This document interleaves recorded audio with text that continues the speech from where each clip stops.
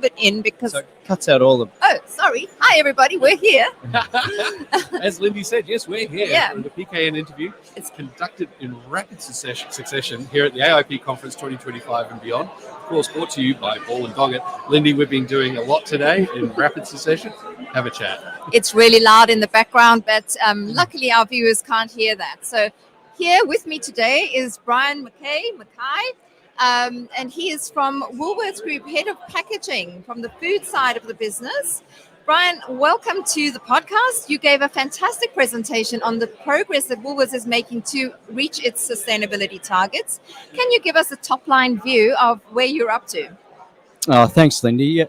Look, packaging sustainability is a real journey, and it's important first and foremost to make a start, have a plan, have partners that can help you get there, and then execute that. And that's really what we're focusing on at Woolworths.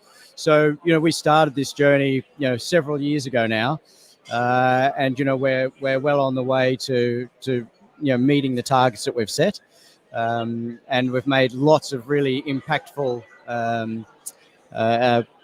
execution of projects along the way. Now, you did make the point though that all of those are worth nothing.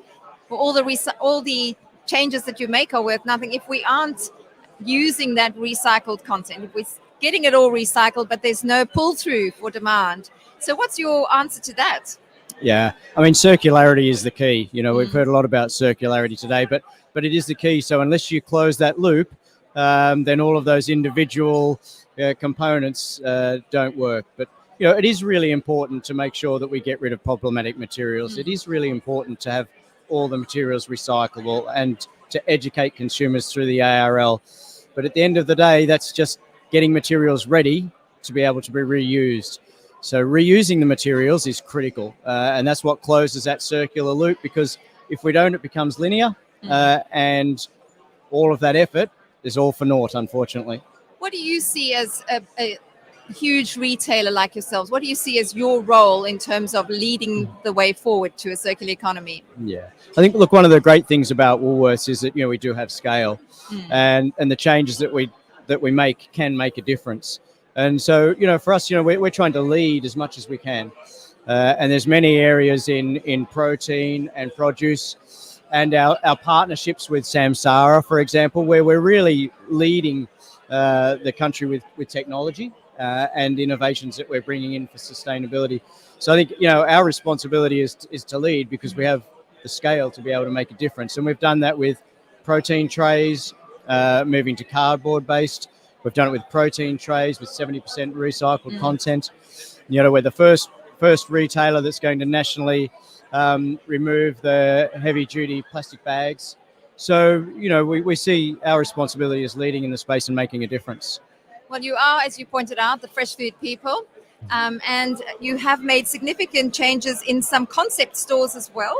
I visited the Double Bay store, which is a marvelous example. In your fresh produce area, you've used a lot of fiber-based packaging. Do you think fiber-based is the be-all and end-all?